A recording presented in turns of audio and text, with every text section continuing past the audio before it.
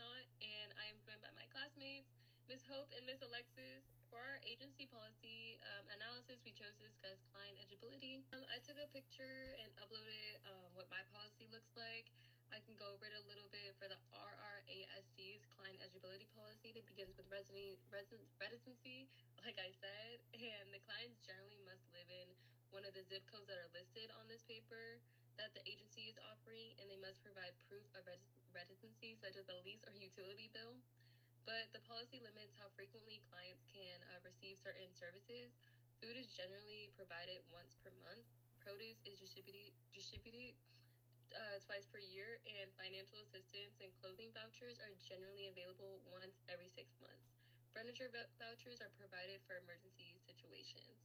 So that's typically what goes on in my policy. There's a lot more information that I'll be going through in the slide as well. All right, and then for mine, you do have to be in the service area, which for my location is Greater North Texas, although this hospice is a chain and they are throughout the U.S. and like still expanding. So whatever local community that they offer services to, again, you have to have a decline in health, rapid disease progression. You have to have a primary diagnosis already from your healthcare provider, along with these other qualifying factors for basically your quality of life is starting to struggle and suffer. Nice. Alexis, would you like to explain a little bit about your agency, since we didn't really get to go over it with you? Just a little overview, basically the eligibility requirements that they have. So everyone that comes in, it's a point system, right? So if you come in and you sign up, they're going to ask for your ID and a proof of address, and then you can get your card and get your points, so you can shop the pantry. But sometimes people don't know that they have to bring those documentations, so they'll still get points anyways. They just won't get as many as they would have if they brought the documentation. And then once they bring the documentation, then they'll add more points to your monthly balance. And then besides that, we do get food from the Houston Food Bank, and through that we do have to follow the TFAP guidelines, which is just income guidelines for each household size. They can't make more than the certain amount of money. I think for like a household of one, you can't make more than like $29,000 or somewhere around there.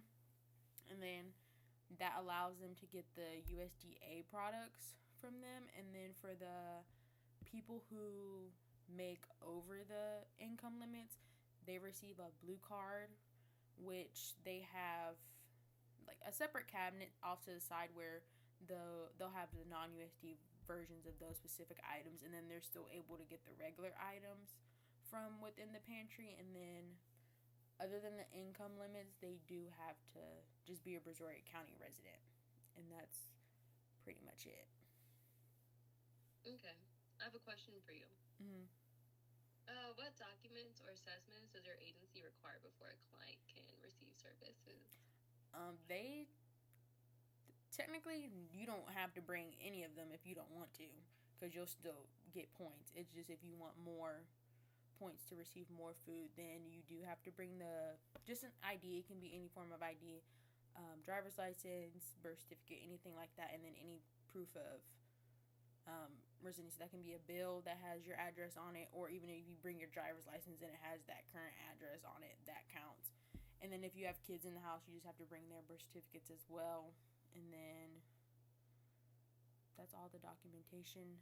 Unless they do have specific programs, like there's like a back to school bash and a Christmas gift program where they do ask for like your monthly pay, like a pay stub from you. But other than that, that's it. Or if you're homeless, then you don't have to bring the proof of your address. Okay, and then I think for both y'all, y'all can pick who wants to go first. My other question for both y'all was, do you think any part of that process could create a barrier for your clients? Like any part of the policy could create any type of barrier to the process of it?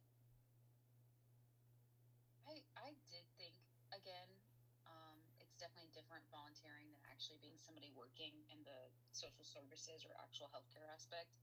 But I did think that even though it is very specific and concise, there's probably still ways that people probably fall through the cracks, as does people with all social services. That happens, unfortunately. Even though I do think everybody's trying their best and trying to serve people, there's probably people who might just be. Also, our healthcare system kind of works more in a reactive sense than a preventative sense. So, unfortunately, being early enough on doesn't necessarily get you the care that you need to turn things around. So, yeah, somebody probably might have a primary diagnosis, but they're not enough of a decline, or maybe they have some of those things going on, but they haven't figured out what the underlying condition is. So I think that is definitely a way. Like, I have no doubt people fall through the cracks even in that system, as dedicated as people are. So that's what came up for me. Okay. And then I think maybe the requiring the documentation might create some barriers, because say if you just your house just caught on fire and literally everything burned, you have no way to bring those documentations, and then you're not getting as many points when you really do need that, because you need to be able to get more stuff out the pantry. So that can be a barrier that it creates. And then go ahead, sorry. Oh no, I was just gonna say, I was also gonna touch up on that, like saying that if you lost like an important document, or like as you said, like experiencing a house that's not as stable. But I also thought for me, like the first come first serve system that a lot of people do, and I feel like an eligible client experiencing an urgent crisis could be denied assistance simply because the agency's daily funding has already been exhausted. And then I think one of the things that my company does, the 6 months limit, may help the RRASC manage its resources, but it may not be reflective for each client's individual situation. And I feel like a family could experience another serious crisis before becoming eligible again. And then one thing how you said that they have to require the social security cards, I was thinking that could possibly create barriers for maybe people who don't have, or like considered having illegal immigration status currently, because they most likely don't have a social security card, and if they need that to get assistance, they won't be able to.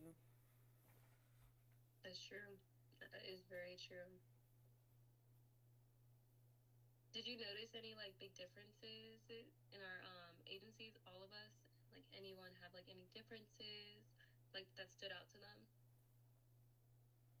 Well, I had a couple. So in regards to yours, I one of the similarities is that I noticed is that the goal is to offer services to as many people as possible and needed. But it does still have requirements. Like, you do still have requirements for qualifying for service, even if they're very amenable. But I will also say that the difference is your policies probably, both y'all's policies are way more lenient than mine. Because again, it's just kind of like a legal thing, the healthcare aspect. Yeah. But what else did I see in there? I also was going to point out that just how broad the services that y'all's like offer, just in regards to like financial assistance, rent, and things for gas and food, and just very broad in terms of like how many different sectors of services. Like, because some places would only focus on one of those things. If you look at our social services, like just in regards to like Medicaid and SNAP and all those things, they're all their own sector, but y'all's both have like they're helping in multiple areas, basically, for people who need who need food and income assistance, or just quality of life assistance. And then the other one I noticed for Lexi's that I thought was interesting was that they still offer services even for people who are over income limits and don't necessarily qualify. They just get the resources and donations from a separate non-USDA qualifying section, which I thought was interesting. And again, I just like appreciate how much how many people they're trying to serve, essentially. Yeah. I would say with hopes, it's definitely more of a like you have to meet these guidelines, and there's probably no other way around that, which could probably be difficult because maybe the family member you're trying to get hospice care for is not as declined, I guess you could say, as maybe the guidelines are, but you still need that help, and maybe you can't afford to get a private caregiver. So that, and that's definitely a difference from mine, because mine is pretty much help anybody who comes through the door. And then with your agency, definitely the fact that you guys have, it seems like y'all have the same guidelines for whether they're going to the food pantry or the like financial assistance programs, which I figured if you're getting like financial assistance, they'd probably ask for more documentations, like proof of incomes or stuff. But I do know at my agency, they're not allowed to ask for like, you can't ask them for to prove their income levels for like the food pantry and stuff. Because you have to have proof of like a lease bill or like a utility bill or something. Any type of bill that shows that proof. I was gonna also just add on like Hope's agency. It also just bases eligibility on medical diagnosis, like physical decline, symptoms, and like professional like clinical assessments. So it's very you stick to one thing, whereas we have like all these different options. But I feel like she's in more of the healthcare agency, and we're more of in like the community. Yeah. Agencies. That's definitely a big difference. Yeah, there might be there's like a few similarities, but it's mostly pretty. Healthcare is like a yes or a no. With y'all's eligibility policies, do y'all think there are any ethical dilemmas that might come about? You can go first, Hope.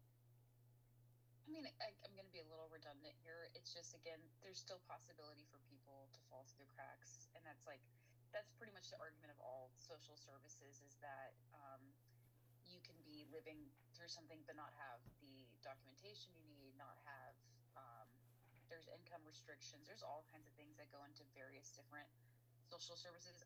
Now, with hospice, the income part does not matter as much. But like I said, you might just not tick off enough of the boxes, but that doesn't mean that you're not having quality of life or care issues. So I'm gonna agree with Hope exactly on the same thing. I mean, my agency is pretty like lenient. They understand. They're very understanding people. I've met a lot of different clients with different types of stories. So even if they were to fall through those cracks, like I feel like my agency's like their safety net. It's like, yeah, whenever I was doing the spreadsheet, the only thing for mine, I would say how the social workers have the commitment to promote the social welfare. That while the policy does, you are helping pretty much everybody, which does promote social welfare, and the community, that the point system can kind of also go back on that, just based off, if you don't have the right documentations, you won't get enough points to get what you need, which can kind of go back on the promoting the social welfare for the clients. But yeah, that was it. Okay. I feel like I'll just say for like the closing, I feel like our discussion has shown that client eligibility policies are shaped by each other's agencies and missions and the services that we all provide. And I feel like these policies create consistency, but they can also create these barriers that we discussed. And I feel like as future social workers, we have the responsibility to follow agency policies while also evaluating whether those policies are fair, ethical, and understandable, and responsive to the client's needs. agreed. I agree. Yes. But I think do y'all have anything else y'all want to talk about?